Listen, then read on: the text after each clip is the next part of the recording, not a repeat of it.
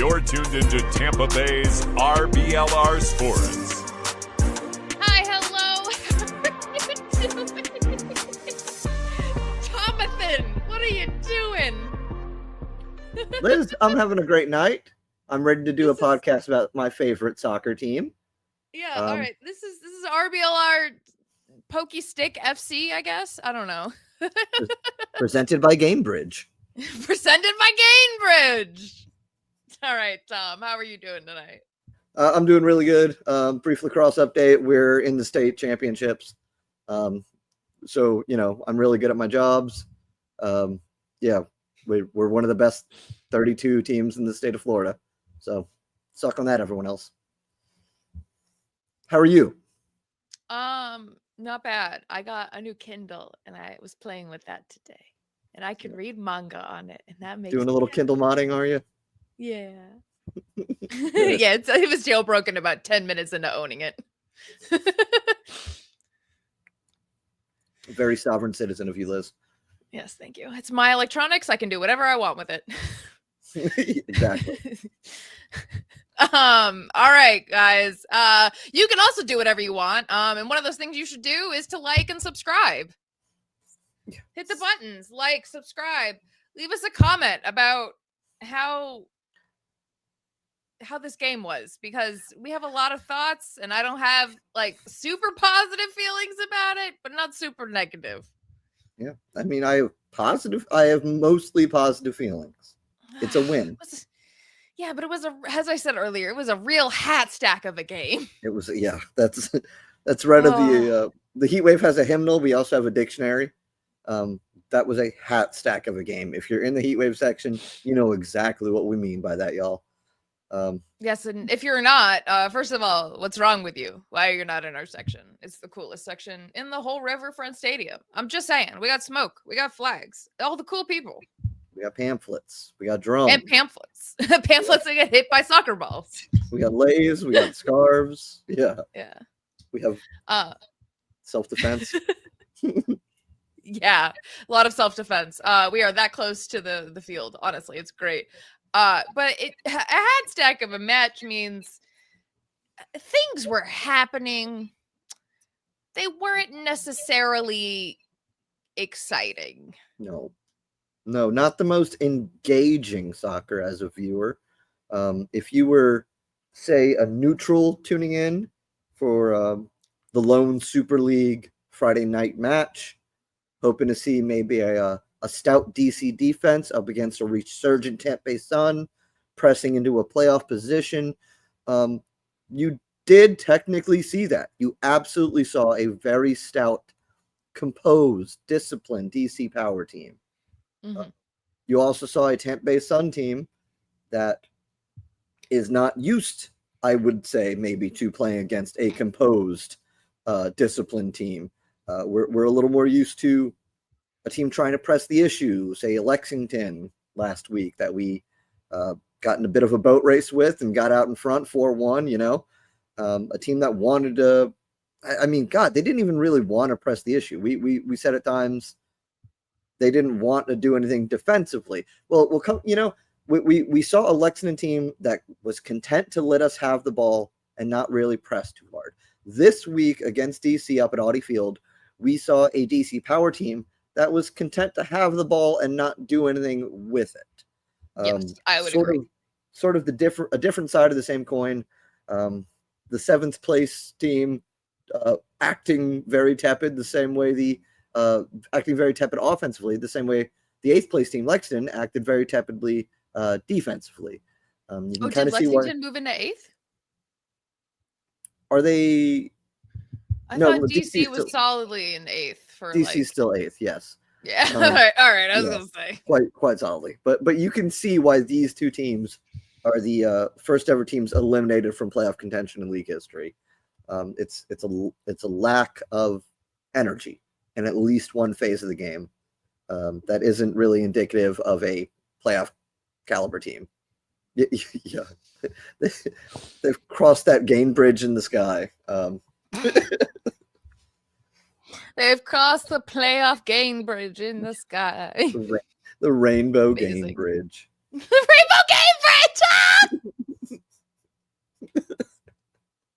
I don't know why that really got me, but it did. Hey, it's funny when pets die, Liz. That's why.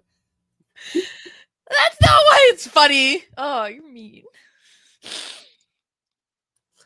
So yes, a tepid 8th place DC Power team. We were away to their fortress, Audi Field, and we did manage to escape. Man, I have never seen a team escape so hard as we escaped the District of Columbia. Yeah.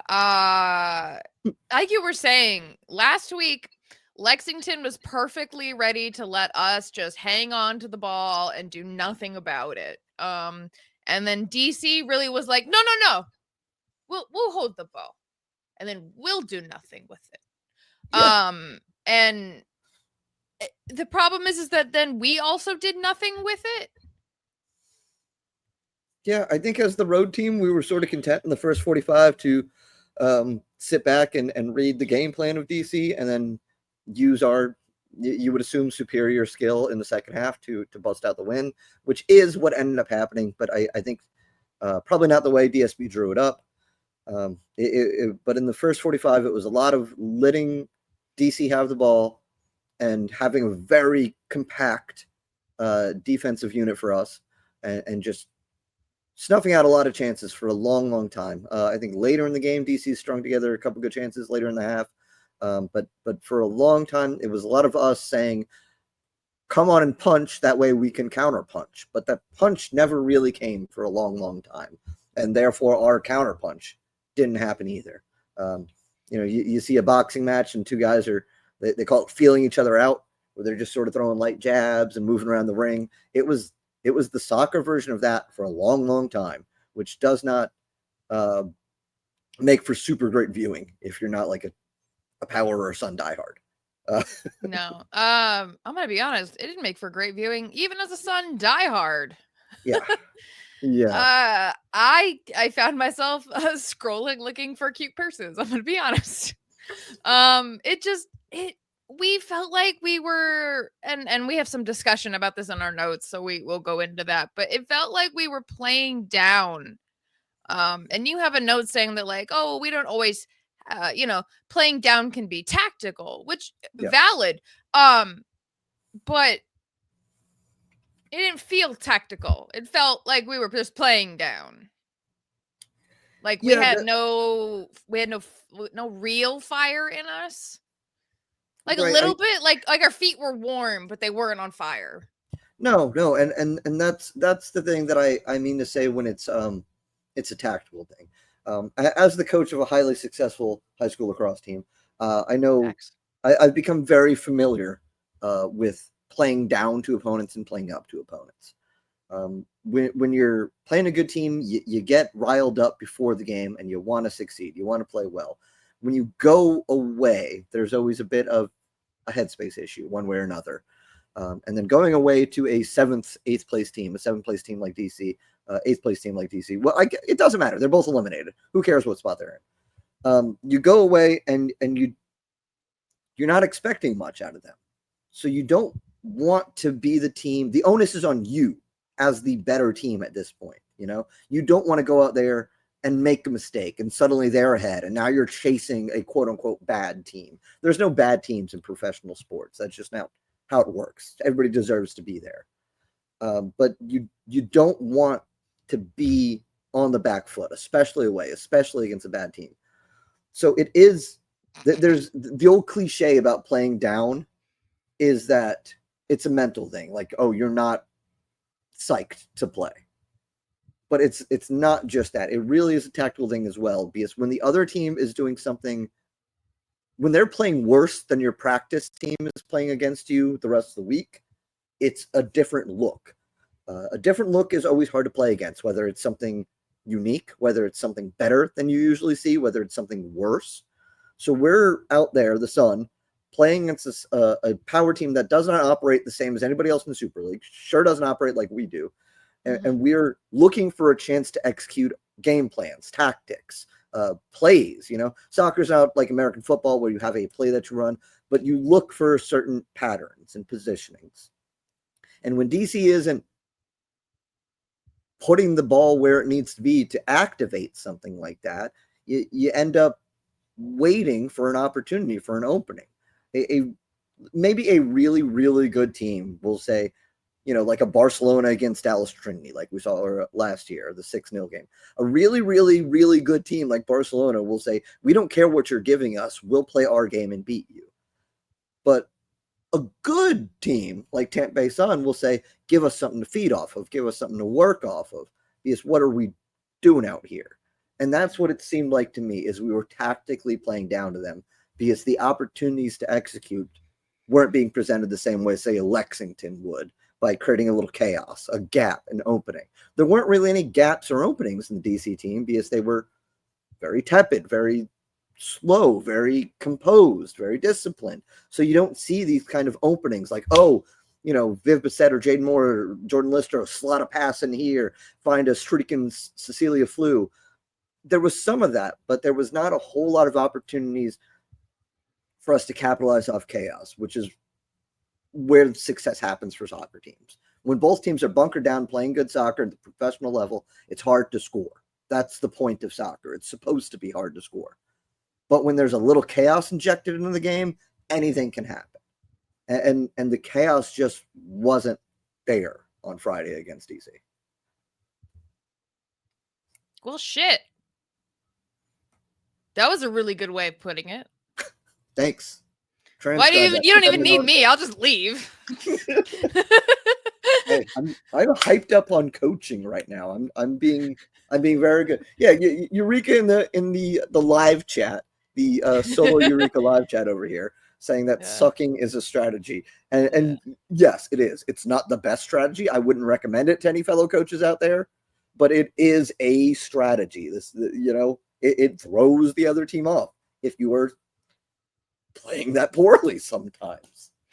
No, and I will say, I think DC has been different every single time we've played them. I think most teams have been different every single time we played them because it's the first year. Nobody's had a consistent coach, really. Well, some of us have had consistent coaches, but you know what I mean? Like, we haven't had like a year-to-year coach kind of thing. Yes. Where they have like an established way of play. So I guess from that perspective, we have a game plan, but that game plan is going to change from game to game, from team to team, for sure. Yeah, because it's never going to be the same for one team, and it's never going to be the same. Even if we play them one weekend, then we play them again the next week. Yeah, every team in this league has adapted. You could pick out 3 games, 4 games from every team from every other month of this league, and you're going to see a different tactical look each of those 4 games from all 8 teams in the Super League. That's just the growing pains of getting a new group of players together, whether it be under a coach who knows what they want to do, or if you get a coaching switch like a couple teams have had, Lexington and DC. We are blessed, I think, to have so many USF alumni on our team who are already so bought into the system that Denise Schilte Brown has in place.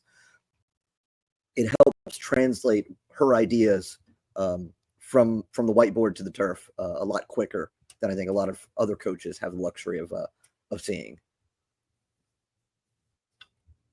Yeah, no, for sure.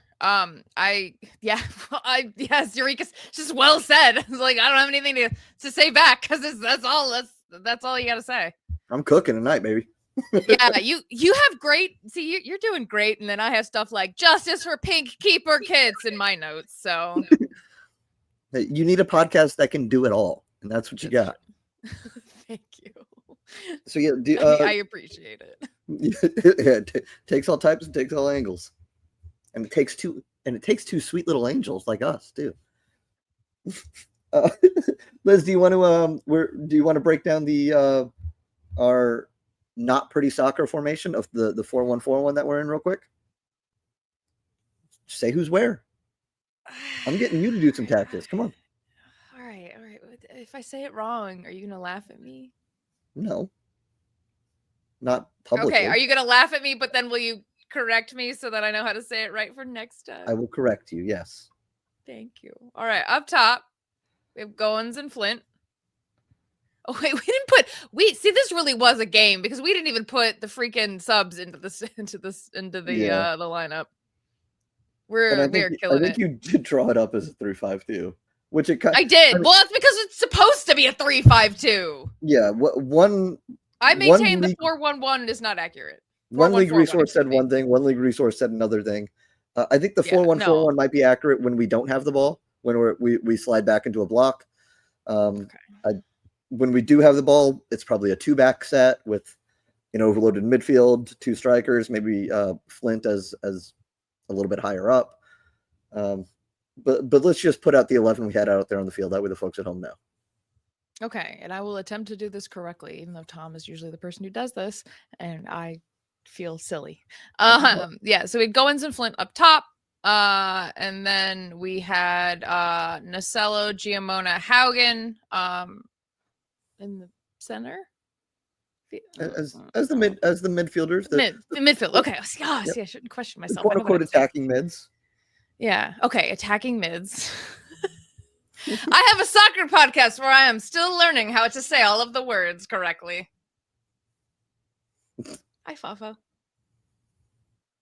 He's locked in on something up there. I love him.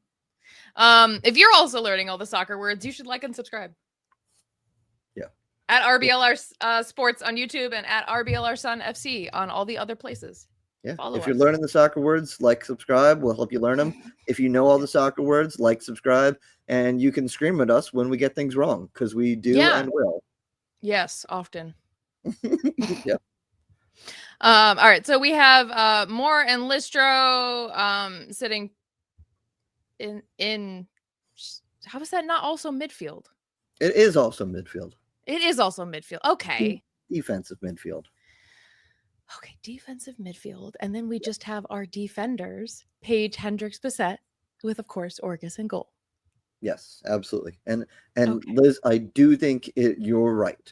You made a correct tactical estimation here that this is not what the league broadcast said, a 4-1-4-1. This is the 3-5-2 we have become accustomed to.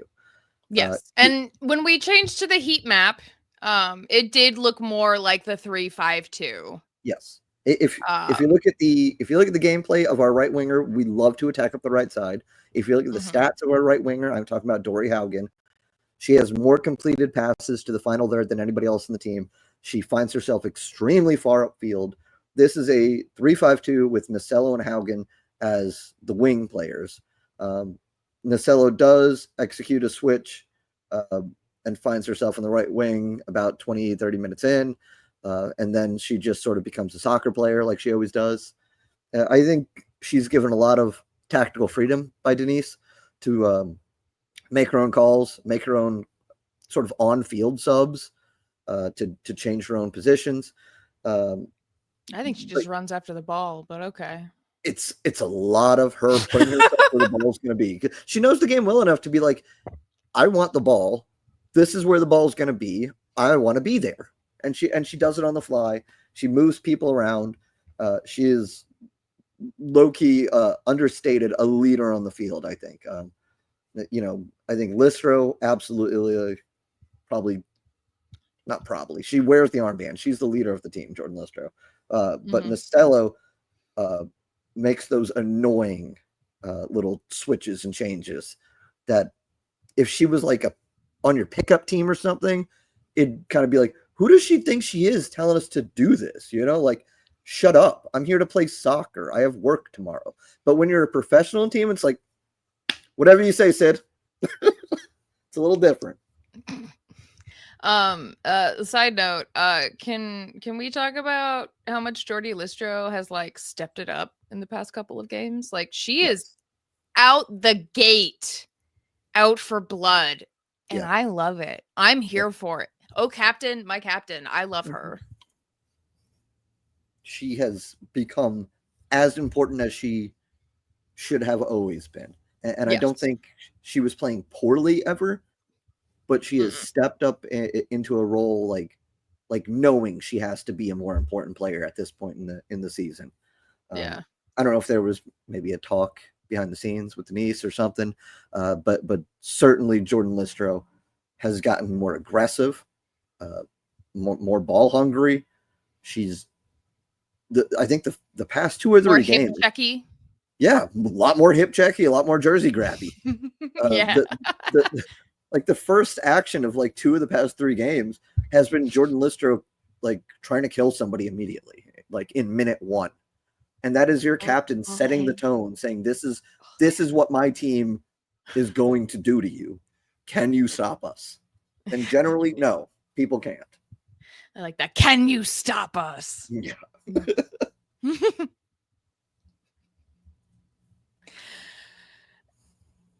So we didn't do super great minute to minute notes. So, and like I said, this was a very hat stack game. Yeah. And I'm just, I know that sounds like a cop out, but even if you go back and watch it, man, there was just not a lot to write home about in this game, other than Dory Haugen, who was just like having the best match of her dang life. Honestly, she was on fire. Yeah, that's something we talked about a lot. Is I think Dory has been asked to step up in a big way. Denise does really like pressing the issue on one side of the field more so than the other, and then maybe you get the chance to switch to the left side and take the other team by surprise. But a lot of it is using the speed and the downhill running ability of our right back, whether that be Dory Haugen, whether that be Paige when she was playing over there previously in the season, whether that be Jordan Zaid later in the game when she comes in with her world-class speed, frankly. But it's something that we like to do to teams is really wear them out on the right side. Maybe if we get far enough down towards the touchline, serve a ball in, good things happen a lot of the times when we do that. But if not, then we distend the other team's defense with those long aggressive runs, with these long dribbles that Dory and Sydney are both capable of doing along the right sideline. We draw players into the right, and then suddenly we're switching the ball inside to Jamona, who plays it over the left side, and we've got a numerical mismatch over there. So we're looking for the counterpunch, the get-go, right on the right side, because we are dangerous as all get out over there. And then if it's not there immediately, stop, slow it down, bring it back, switch it around to the left side, and see if something's there. We want to score on the first look, and if that's not there, the second look can come just as quickly. It's a good tactical thing that we've developed more so. I think it's probably something I'd love to, at this point in the season, go back and watch some of our earlier matches and see, is this what we've been trying to do and we just are only now sort of getting to it? Or is this Denise really nailing down her personnel? Like why are we clicking so much more now than we have previously? Because we're the world's greatest soccer team. Yeah, because we remembered we're the world's greatest soccer team. Yes, there we go.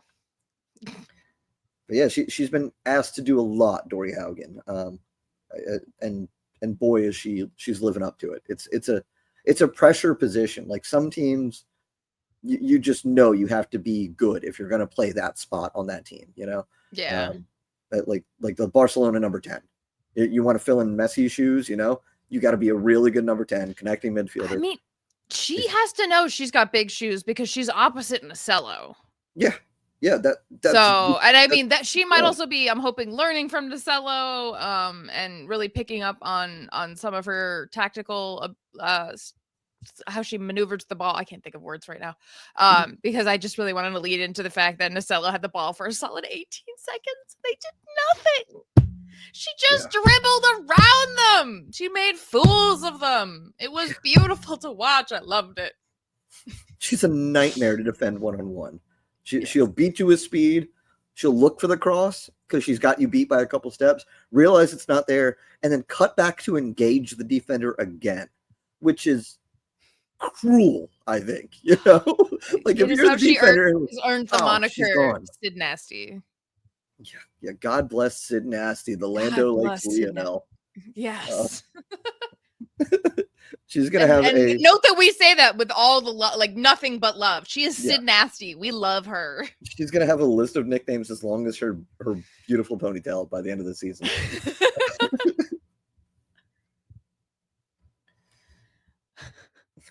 Also, this is really a hashtag of a match. Does the team doctor wear a Hawaiian soccer ball shirt? Yeah, because we noticed someone wearing a Hawaiian soccer ball shirt during the match, and that was very funny. And the only thing we could place was maybe Team Doctor. So if anyone's listening and happen to know, that'd be great. We did. Oh, hold on. What was our correction from last week? Please tell us who's wearing the cool Hawaiian shirt, and person who's wearing it, please tell us where you got that. Additionally. Yes, honestly. Yeah. We do have a correction from last week too, by the way. Yeah. Because we are silly billies and don't know things. Hannah did not tear her ACL because we just assume everyone who hurts their knee, they've torn their ACL. Yeah.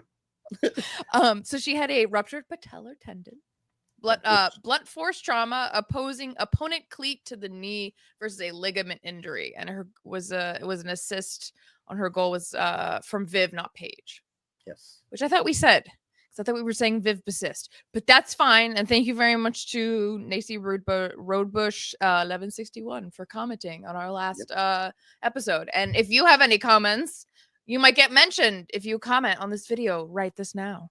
Please do. If you correct us enough times, we will simply be forced to have you on the show. I think that's how that works. No, that's accurate. Yeah. Nacy Roadbush is now in first place as guest on the show. Yeah. She already knows more than us. Yeah. Doesn't take that much, folks. Come on. Yeah. I talked a big game. Yes. Also, I have to know, because they had to do an ad for it in the middle of her injury. Dory got an injury to her face. And they definitely shoved a tampon up her nose. And I have to know, was it our league sponsored sequel brand? It was just a really funny timing when they had that on the backboards. If they're doing that on purpose, they nailed it. Amazing timing, honestly. Yeah. I truly, I hope we were using only league sponsored tampons for our injuries. Liz, there is a little bit. I did a little bit of digging, actually. There is some meat to this. Sequel is providing complimentary products throughout Audi Field. Okay, probably. So there's a non-zero chance that it was a hat stack of a game, folks. Bear with us. There is a non-zero chance that Dory Haugen had a Sequel brand spiral tampon in her nose. Oh, buddy. Yeah. We were doing a lot of fashion watch, and that does include visible tampons, apparently. Yes. I want to give a shout out to Parker Goins, who has fully adapted to Tampa Bay Sun lifestyle. She's wearing the yellow. Yeah, she's got her yellow headband now. Yep. Very cute. The team doctor with the Hawaiian shirt, looking great. Mm-hmm. The pink keeper kit that we wear on the road, fantastic. I think we're done with the green because we got the home yellow orange with the sunburst keeper kit now. So if you like the green, sorry, it's gone. It's fine. The pink is superior in every way, shape, and form. Really is. It's a nice looking kit. Very bright. Mm-hmm. So, son, at front office, if you're listening, pink keeper kits. Sell them. Just one. You could just mail one. Yeah, sell one to Liz, if anything. Just sell one to me. That's all I need. Thank you. So yeah, a very sort of 45 minutes of soccer is what I would call that. Yeah, I wrote here, tepid soccer. Tepid. We said the word tepid a lot the other night. Not just because it's a fun word to say, but because it's an accurate descriptor. Yeah, it was just not the red hot Sun soccer that we've been used to in the past couple of games. No. And maybe Tom said, we didn't have to. We were just kind of playing to DC's level, but man, did it kind of feel like we parked the bus and we're going for a 0-0 tie. Yeah, I mean, we were looking for the counterpunch, and there were no. I mean, but not. There's no punches to counter. Our opponent was armless. We just didn't realize. It's like we're fighting the guy from Monty Python. Yeah, he has his arms chopped off. He's like, "What do you mean I'm fine?" You have no head coach. 'Tis but a flesh wound. A swoon. Amazing. So we have when it's Tom, an exciting game. This is why we're two halves of a whole idiot. I love us. we make one idiot together. when it's an exciting game, we will have like minute by minute notes. Yeah. We will go back. We will rewind. Mhm. We will go and rewatch things. This was not that game. We did rewind once, just because two of our players were drinking water completely in sync, and we thought that was It was kind of nuts. They picked it up at the exact same time and down at this like scary unison. like a video game animation that started at the same time. Nailed it. Yeah. Uh, But that was about all we rebound for.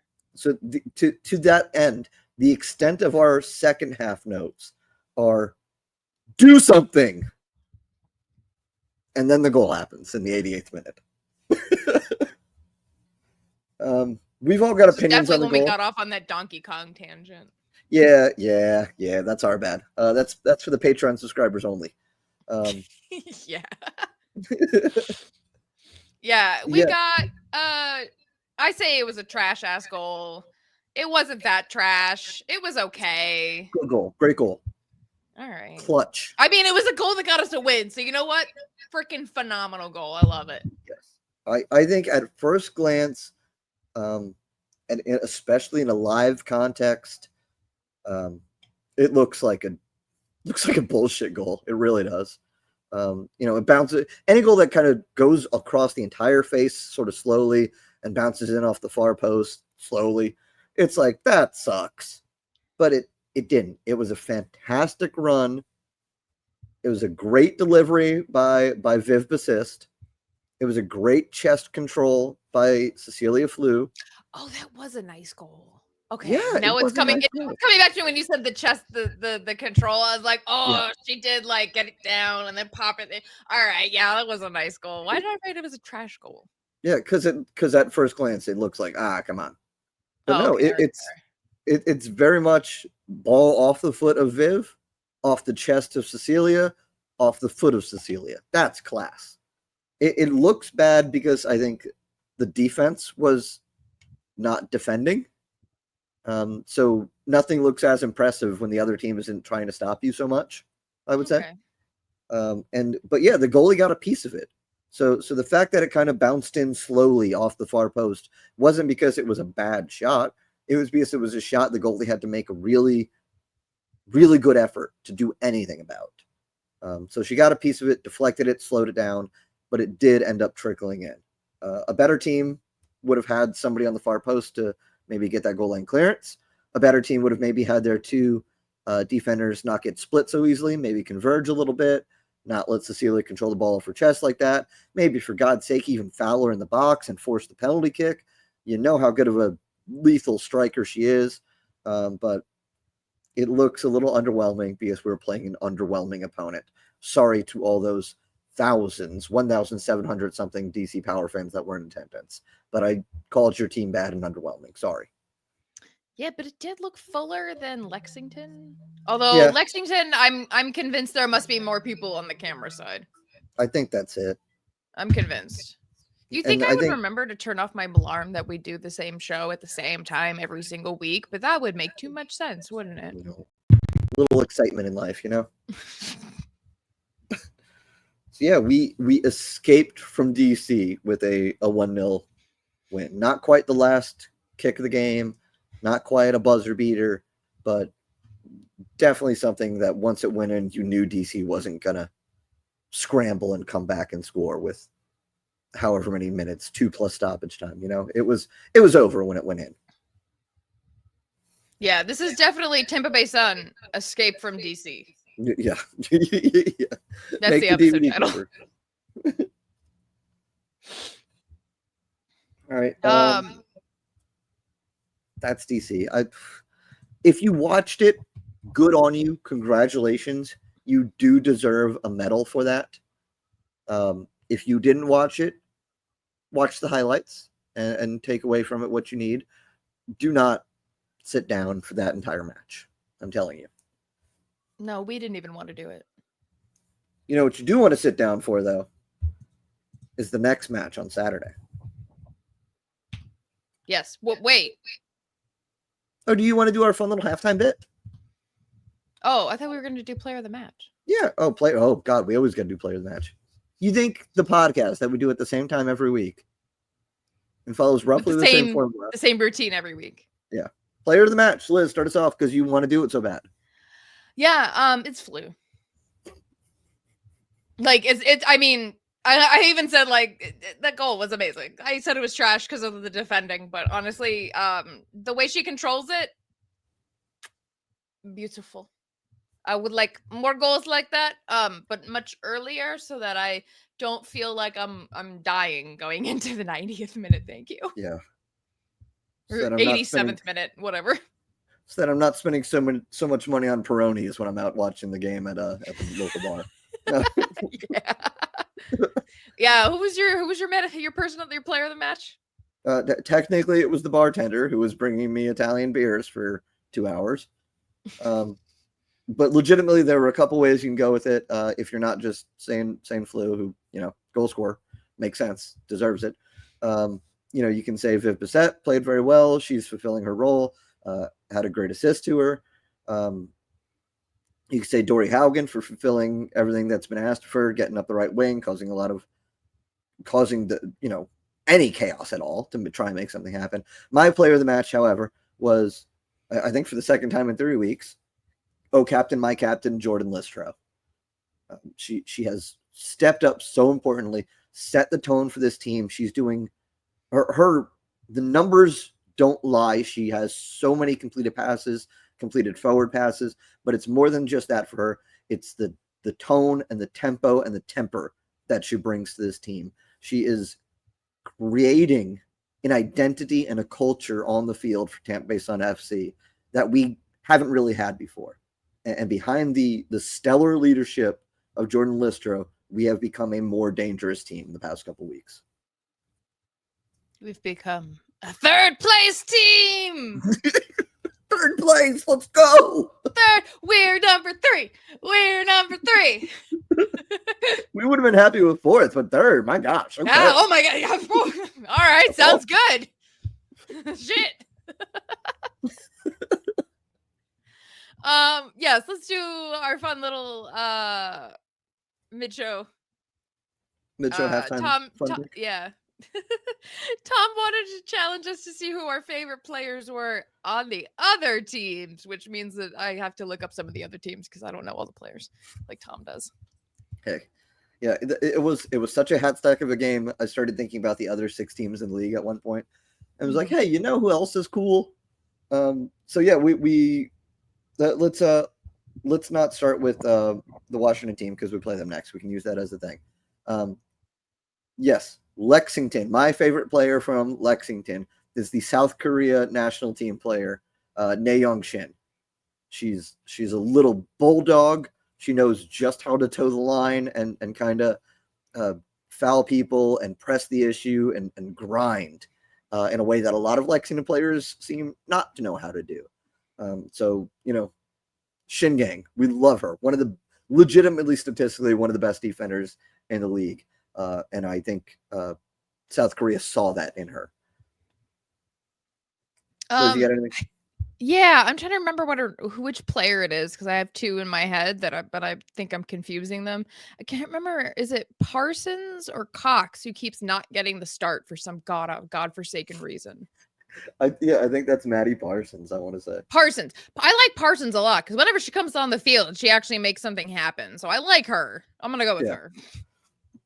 That's fair. Yeah, she's been in the doghouse of Sam Stockley because nobody knows what's happening in Sam Stockley's brain, apparently. Oh, Mom needs to catch up. It still says Mike Dickey. Oh, yeah, true. It's not him anymore. Next, going to Charlotte, North Carolina, the Carolina Ascent. We're unanimous. This is a hard one. Yeah, right. No, it's not Mia Corbin. It's Riley Parker. Oh my God, Eureka. Parker. Wow, I'm going to tell her. I'm going to tell her when I go see her.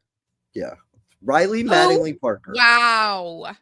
She's only the most successful former Sun player ever. Eureka's sipping on that haterade.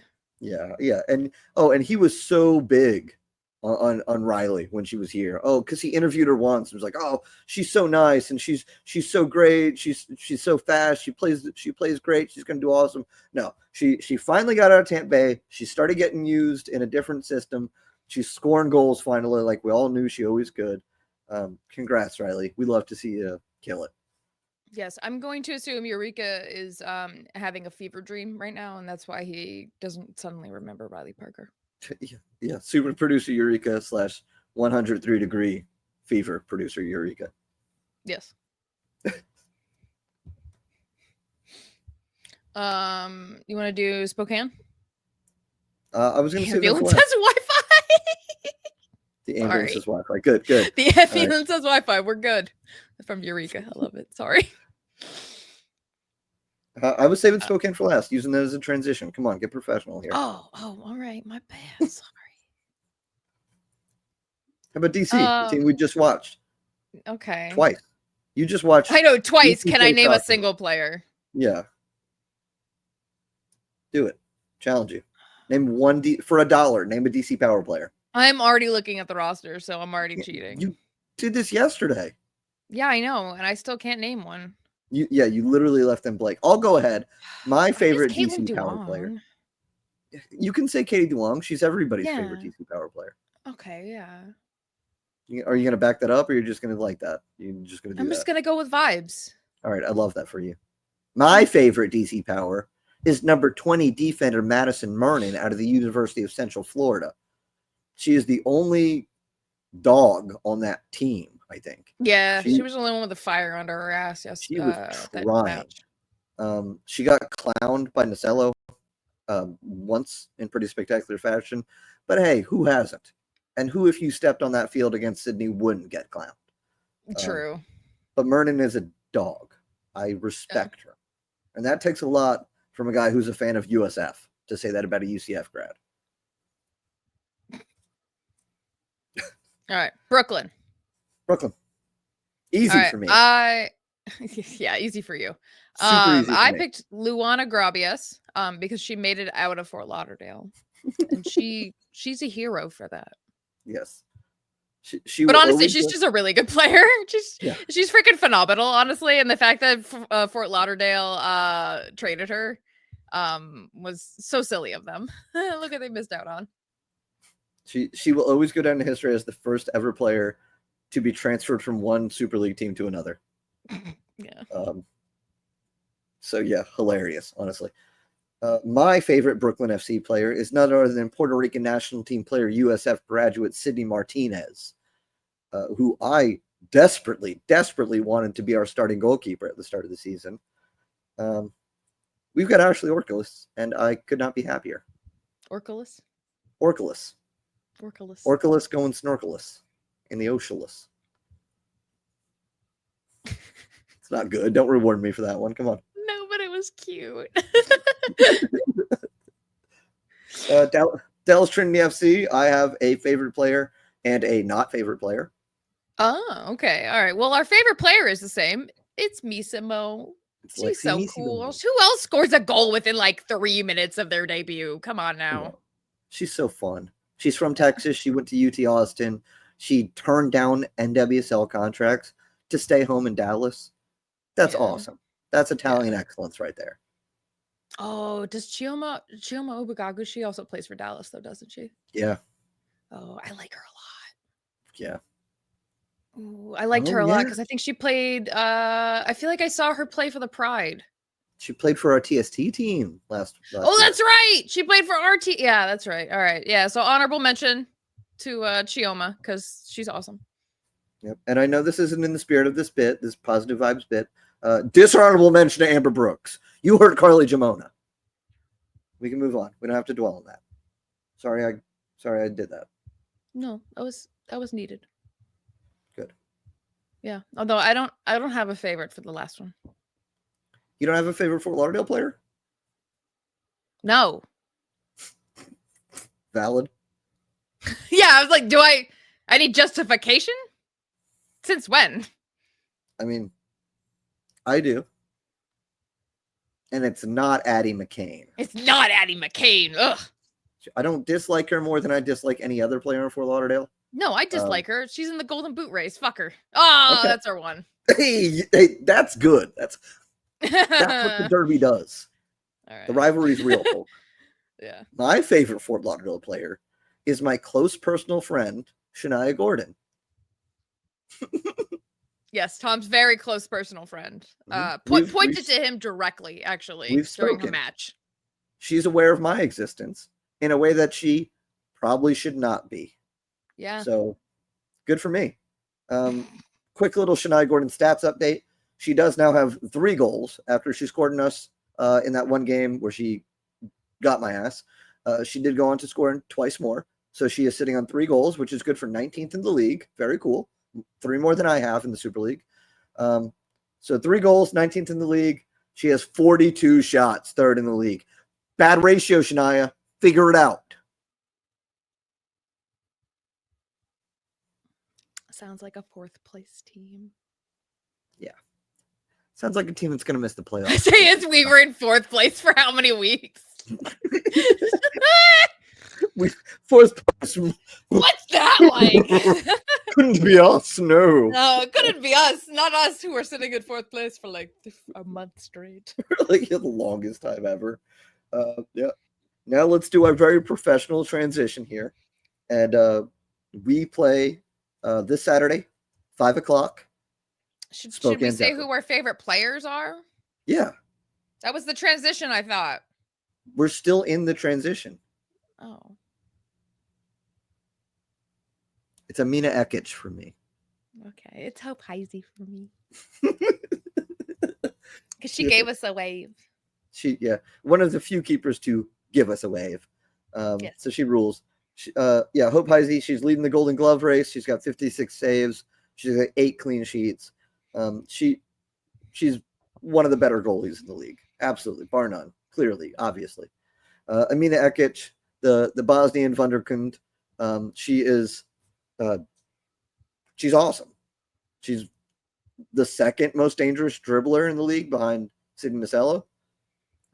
She's kind of the heart and soul of the finishing touches for Spokane Zephyr. Player to keep an eye on. I've said it multiple times this year, and I will say her name more because I think we have 2 more games against Spokane, including this one and another one later. Yes, that sounds right. Yep. 2 more chances to talk about Hope Heisey and Amina Ekic. And Spokane had an interesting week. So they played Lexington. Yep. And won. A very bad team in Lexington. Yeah. They beat them. They won 3-0. Ekic had 2 goals, and then I don't want to get her first name wrong. Cummings scored. Yeah, I don't know her first name. I wanted to say her first name. I thought Eureka would have it, but I guess he's too busy being feverish. Sydney Cummings. Oh, I was wrong. Well, I was wrong. Typical Sids. Yeah, so it was a fairly dominant 3-0 win. They got the 2 goals out of the way very early, and then tacked on another one early in the second half just to be safe. Took care of business against a lower placed team. At this point on Wednesday, when that game had happened, Spokane was undoubtedly the hottest team in the Super League. Hadn't lost in 5. Probably, I think it was 2 draws and 3 wins, or 4 wins and 1 draw. But either way, very impressive. Just below that playoff line, sneaking in. And then something happened on Saturday, Liz. Yeah, they went to Carolina and they got their asses whooped. Yeah. Yeah. They kind of did the opposite of what they did to Lexington. They scored like 1 goal in the first half, and then let's score 2 in the second half just to put the icing on the cake there. Yeah, Carolina likes to keep you in it as long as they can. They like to play with their food, it seems like. But I mean, yeah, it's kind of I don't know if I would say a bipolar team, but definitely indicative of a mid-table team, which is a funny concept to have in an 8-team league. When like 2-3 teams are top, 2-3 teams are middle, 2-3 teams are bottom. Like, it's a small baby league, y'all. But I know I was putting in all the games for the Rowdies, and I was having to put in so many freaking games to my schedule. And I was like, this was so much faster with the Super League. Yeah, that's easy. We're surprised when we have 4 games in a weekend. It's like, oh wow, Yeah. big weekend for the Super League. Yeah. But yeah, there's like 20 teams in the Eastern Conference in the championship, and another 20 in the West. Like, bizarre. Again, shout out to the Super League. There were 12 professional soccer teams in the U.S. before we came along and added 8 more, 9 more with Jacksonville next year. So there's a reason for the season, y'all. But yeah, it's like I'm saying, it's indicative of a very reason for the soccer season. What? Okay. But so it's indicative of a very mid-table team. You post a comprehensive 3-0 win over a lower table team in Lexington SC, and then you get comprehensively beaten by the number 1 team, Carolina. You deserve to be about middle, about say what, 5th place, 6th place? Yeah. So Spokane is sitting in 6th place right now. They are 3 points, very close, very much in the playoff race. They are 3 points behind Fort Lauderdale and Brooklyn, who are 4th and 5th respectively, based off goal differential. Only 5 points behind us in 3rd place. Is this the first time Brooklyn's been below the playoff line? In a very long time, if anything. Yeah. Since like the beginning of the season, right? Like when they were just like didn't even have a coach, didn't even have a stadium. Yeah. Well, way back then they were like they're alphabetical. They were late to start. That's right. Yeah. They're on their 3rd coach, 2nd stadium. Yeah, weird. Well, 1.5 stadium. Maybe 1.5. Because the other one was like a half, and then my Mondays Park is the 1. How was the other one a half? Because it was, wasn't it it lame? a baseball stadium? They're in a baseball stadium now. They're in a baseball stadium now. I don't pay attention to Brooklyn. They're Brooklyn. Fair, honestly. Nobody outside of Brooklyn pays attention to Brooklyn. I say as someone who didn't realize, I knew they were on Coney Island the whole time. Made jokes about the fact they were on Coney Island. Never noticed the roller coasters in the background. Did not notice it till someone posted pictures. And I was like, oh, wow, have those been there the whole time? Yes, Lizzie, they've been there a while. Yes. Decades, in fact. Yeah. Yeah. That just shows you're locked in on the game. I am so focused on the game. We're going to go with that. Thank you. Yeah, it's a big game coming up for us against Spokane. To lose to them would be quite heartbreaking, because it would start to, that would turn that 5-point lead we have on them into a 2-point lead, and we don't like that. If we can beat them, that'll certainly help us prove our case that we deserve to be up there in the playoff position. It's an inflection game, I think, at this point. They've shown who they are in the past week by doing what they did, 3-0 over a bad team, 3-0 against a good team. If we can slot in there and come out with a win, maybe a nice little 2-0 win, I'm saying, then we can show we deserve to be with the Carolinas, the Dallases of the world. Is that your score prediction? Yep. 2-0. All right. You got one for us?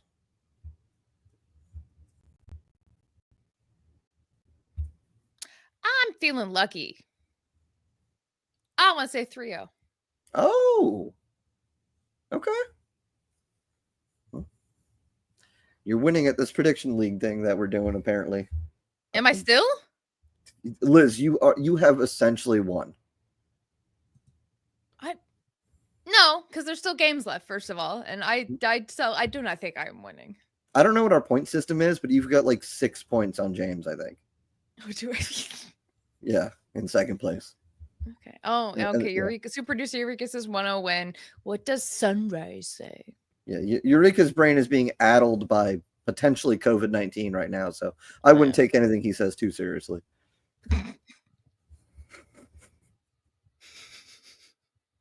He's gonna kill us after the show. Yeah, right. We're taking advantage of him. Well, he is tired. He hasn't put Sunrise together for this match yet. Oh, and he loves his spreadsheet. He does. That's how you know he's sick. He loves his spreadsheets. All right. All right, couple look around the league. The other games besides the Spokane Tampa Bay scores. On Saturday, Dallas and Fort Lauderdale played to a 1-1 draw, which is an Thanks, interesting. Dallas. Yeah, that's literally the exact result we had hoped for. We needed that. Mm-hmm. Other than 0-0. Yeah, which would have been cooler. Yeah. But yeah, I mean that's what we need. We need Dallas to slow down. We need Fort Lauderdale to slow down. 1 point each. There's a way for us. Mm-hmm. And then Brooklyn tied 1-1 with Lexington. Thanks, Lexington. Yeah, really good. Appreciate it. We're over here dumping on Lexington about their 3-0 loss to Spokane. Don't forget, Brooklyn has recently forgotten what sport they play or something. They have, yes, unfortunately. Or fortunately. Fortunately for us, yeah. Fortunately, yeah, let's be real. And then we have games upcoming this week. Very exciting. Our game, we are playing against Spokane. So it's 5 p.m. our time, 8 p.m. Pacific time then? No, backwards. Backwards. Oh, it's 5 p.m. their time? No, 5 p.m. our time, like 3 or Isn't 2 p.m. their time. Oh, I did it the wrong way. Yeah, you're right. It's Okay, earlier that's out just there. backwards. I'm a silly. Thank you. Yes. Fine. So yeah, let's just make it like let me just make it 2 p.m. their time. Oh, that sucks. Yeah, weird. Although maybe right? it's although it's been like still snowing in some places, maybe it's warmer at 2 p.m. I don't know. Who knows? If you're from Spokane, yell at us. Yeah. Yeah, I'll hit up, you know what? I'll hit up Lizardosaurus in the USL Discord. There you go. Yeah. My counterpart in Spokane. The other side of the country. Their supporters group also has a LizW. Yes, it's amazing. Okay. Sunrise is getting spicy. Sunrise says that Spokane does have the edge because we suck on the road. They have it as a 1.16 to just under 1 at 0.99 odds for us. Yeah, I would not hate a 1-1 draw on the road. But I think we're better than that right now. I think we are. Yeah. You know, the DC game feels a little flat, a little uninspired, but I think that's just kind of a consequence of going on the road to a team that doesn't care as much. I think if we go on the road to a Spokane team that is still very much fighting for their playoff lives, I think it creates more opportunities for things to happen. Yeah, no. Spokane is also still fighting for that playoff spot. I feel like maybe Lexington is just they have given up at this point. Or DC has given up at this point. Excuse me. So Lexington or Spokane, I'm gonna get all 8 teams. It's gonna be like when your dad just runs through all your siblings' names before your own. I'm gonna run through all 8 teams before I get to Spokane. Yeah. What's your weird sister who lives out in Washington? Spokane, that's right. Yeah. So they're still fighting for that playoff spot. I think they are going to give that counterattack that makes us do things, and this will be much less of a hat stack game. Yeah, I hope so. Honestly, I can't do 2 in a row. Yeah, I mean, talk about DC giving up. We did kill them. We did statistically eliminate them with that 1-0 win. So, congratulations to Cecilia Flew. You put the dagger into a team that has struggled on and off the field. I hope you're proud of yourself.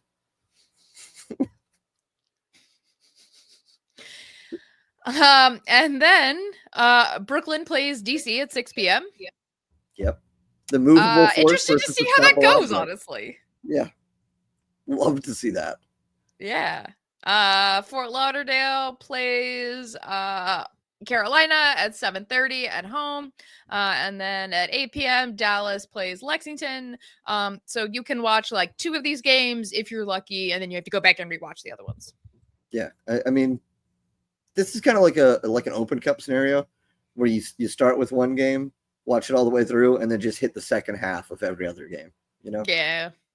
So obviously for those last 2 games for Lauderdale, Carolina, we're hoping for Carolina just to extend their lead in first place, because, you know, if we catch them, we can technically catch them, but if it means them beating up Fort Lauderdale and kicking them further down the list, I'll take that.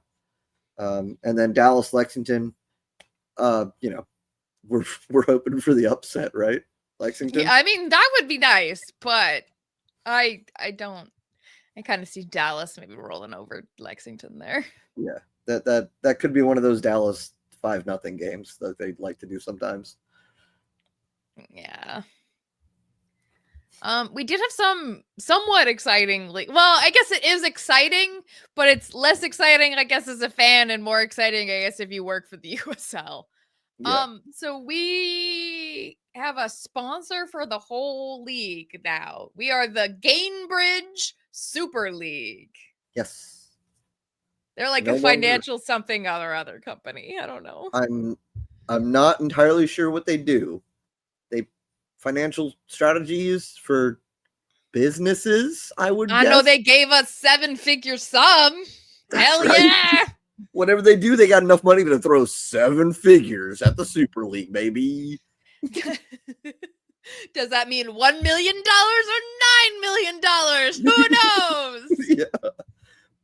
Either way, it got to be a good number, right? I don't think we would settle for 1 million. So I'm saying it's up. I'm saying it's if you look at and it's out there, the numbers to like run a Super League team, it costs about $1.5 million, $2 million to run a team. Maybe $1 million on the Lexington style of calling up young players and loanees. But I think most teams are paying around $1 million just to be here every season, not including the year 1, year 0, whatever startup cost, which are huge. So I'm saying they gave us a decent amount of money. Yeah, And I would say especially so if too, you, considering how excited Amanda Vandervoort is. yeah, I mean, she's stoked. Yeah, she seems really excited for this, and that alone leaves me feeling excited because I know she wouldn't. She loves this league. This league is her baby, and Yeah. she wouldn't do anything to harm it. So I know that this must be a good thing. I'm gonna say it's impressive because I believe we're the first professional Soccer, sports sports league in America. We're like the first one that's ever been bought, right? In America, we are the first Yeah. American sports league to have a naming sponsor, and like it's The a good thing. Gainbridge Super League, Barclays Premier League, same Exactly. level, motherfuckers. Yeah. Well, I did too. I'm sorry. Exactly, though. Sorry. That's huge. Like, it may be weird to us as Americans to have a presenting sponsor, a naming sponsor for a league. But I mean, look at the college football bowls. They all have sponsors. You look at the EPL, the English Premier League. No, it's the Barclays Premier League. And they'll call it the Barclays sometimes for short. We might start calling it the Gainbridge for short. Who knows? I don't think we're going to start calling I'm it not going to do that. The bridge behind the stadium is the Gainbridge now. Yeah. We will give them that. Yeah, we definitely have to make a meme. Is that the Gainbridge? Yeah, the Gainbridge. The march over the Gainbridge that we do every game. Yes, we will make copious puns. That's for sure. Yeah, but yeah, and this isn't. I mean, a little background on Gainbridge. I do not know what they do, and it is not important to me, and I refuse to learn. But I do know they sponsored the arena that the Indiana Fever and also the Pacers play at. They sponsor a tour stop in the LPGA Tour, actually right here in Bel Air, Florida. They're sponsoring an F1 racing team, I think. They've got money to throw at sports, and especially women's sports, it seems like. It's, I guess, a passion of the owner, board, I don't know. But it's a good thing. It's a multi-year deal. We're going to be calling it the GSL, the Gainbridge Super League. It's for a while. It's a good thing. It's not the most exciting announcement as a fan. Oh, we won't be calling it that then. Sorry. I take it back. Okay. Oh, my bad. Okay. I mean, I you hate it. I'm not going to do it. I'm not going to make you do something you hate. Except for this podcast. I don't hate this podcast. Yes, we are entering a new era in USL Super League. And it's undoubtedly a good thing, even if it feels weird to you. If you don't like corporate money in sports, grow up. It's the world we live in. It sucks. I know. I would argue this keeps the corporate money more focused to one, and maybe we need less smaller sponsors because of this. So that could be a good thing. Maybe we have like, instead of having like 57 different sideline sponsors, maybe we just have like, I don't know, 30. Yeah. I don't know, but you know what I mean. Like maybe this is this will also help with having to worry less about needing advertising money or any kind of like funding or something like that. We don't need to focus so hard on finding an official hair gel, an official hubcap. An official, that. As usual, you put it in much better words than I do. But hey, it's we do have an official tampon. Yes, we do have an official tampon. And if I ever need a tampon, you better believe I'm buying the sequel.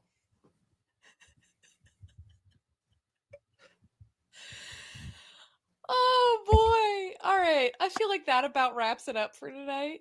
That was good. Oh my god, I'm still on the tampon thing. I don't know why that's so funny to me, but it is. They're supposed to be funny to me, not to you. They're part of your life.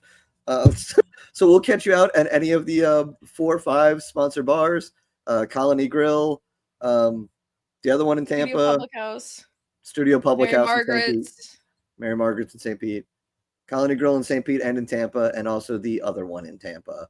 Yeah, the one that shall not be named.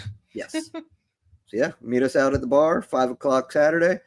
Yes, your girl will be probably at Studio Public House. So if you want to come say hi, by all means, come say hi. We'll be there. Yeah. Let's go the sun. Let's go the sun!